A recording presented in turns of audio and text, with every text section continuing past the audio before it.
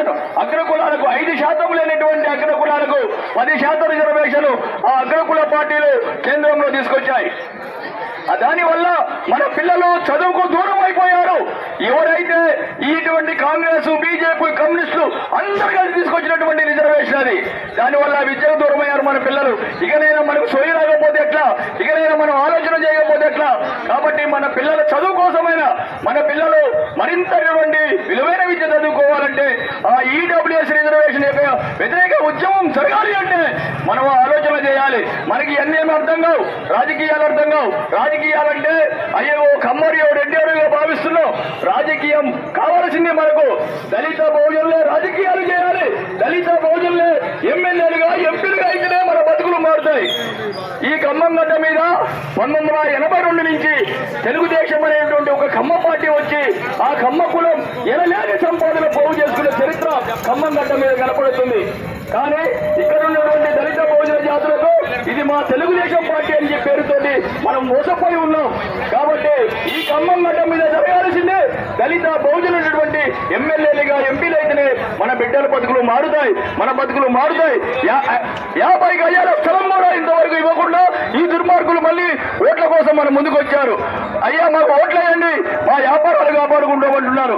BRS అభ్యర్థి రామనాగేశ్వరరావు మళ్ళీ నాకు ఒకసారి ఓటేస్తే ఢిల్లీ పోయి నా వ్యాపారం చేసుకుంటా అంటుండు.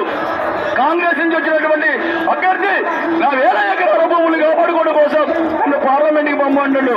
కానీ మన యొక్క అభ్యర్థి సింధి కులమైనటువంటి, ఎస్సీలోని ఉపకులైనటువంటి లెక్కల కులానికి చెందినటువంటి సురేష్ మన బహుజనుల రాజ్యాధికారం కోసం, మనకు చైతన్యం ఇవ్వడం కోసం ఎంతో ఆలోచనతోటి మన ముందుకు వచ్చాడు.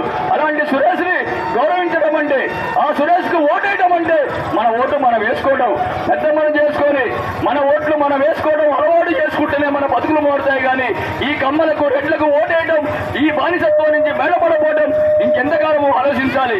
రాబోయే మన పిల్లలు ఈ ఖమ్మం గడ్డ మీద ధైర్యంగా నిలబడి ఎన్నికల్లోకి రావాలంటే మన కాసటి ఓట్లు ఈ కత్తెర గుర్తిపై ఓటేసుకుంటే వాళ్ళు ధైర్యంగా ముందుకు వస్తారని, ఇలాంటి అద్భుతమైన ఆలోచనలు మీరు చేస్తారని, ఖమ్మం గడ్డ మీద ఓ విలువైన చైతన్యాన్ని మీరు కలిగిస్తారని మేము భావిస్తున్నాం. ఇది స్టార్ట్ అవుతుంది. ఇది అంబేద్కర్ యుగం, ఇది అంబేద్కర్ దశ ఇది. కాబట్టి దీన్ని ఆపటం ఎవడప్పటం కాదు. కాబట్టి ఇలా ఎస్సీ, ఎస్టీ, బీసీలు ఐక్యం కోసం ముందుకు వస్తున్నారు.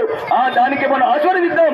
మన ఓట్లతోటి వాళ్ళని ఆశీర్వదిస్తే రాబోయే కాలంలో ఈ ఖమ్మం గడ్డ మీద అద్భుతమైనటువంటి రిజల్ట్ చూస్తాం. మన బతుకులు మారాలంటే ఖమ్మం గడ్డ మీద బహుజన బిడ్డలు ఎమ్మెల్యేలు, ఎంపీలుగా గెలవాలని ఆశిస్తూ ఇక నుంచే మన గద్దెల గుడ్డికి ఓట్లేయటం అంటే మన బిడ్డలకు మనం ఓట్లేసుకోవడం అనేది ఆలోచన చేసుకోవాలి. ఒక గ్రామంలో ఉన్న కమ్మాయిన, రెడ్డాయినే మన మీద రాజకీయ ఆధిపత్యాన్ని చేస్తూ 1000 సంవత్సరాలుగా మనం బానిసలుగా చేశారు. ఆ బానిసల నుంచి విముక్తి చేసినటువంటి డాక్టర్ బాబాసాహెబ్ అంబేద్కర్ ఆశయం నెరవేరాలంటే నీ ఓటు నువ్వు వేసుకోవాలని చెప్తున్నావు. నీ ఓట్లు నువ్వు వేసుకోవడం కోసం, ఆ చైతన్యం కలిగించడం కోసం మాత్రమే మేము ముందుకు వచ్చాము. ఆ విధంగా మీరు అద్భుతమైన ఆలోచన చేసి మీ ఓటు మీరు వేసుకోవాలని మన గుర్తు, కత్తెర గుర్తు, మన అభ్యర్థి ఆంతని సురేష్ గారికి మీ ఓటు వేసి మీ పిల్లలు రాబోయే రోజుల్లో ఎంపీలుగా, ఎమ్మెల్యేలుగా నిలబడే ధైర్యాన్ని కలిగిస్తారని ఆశిస్తూ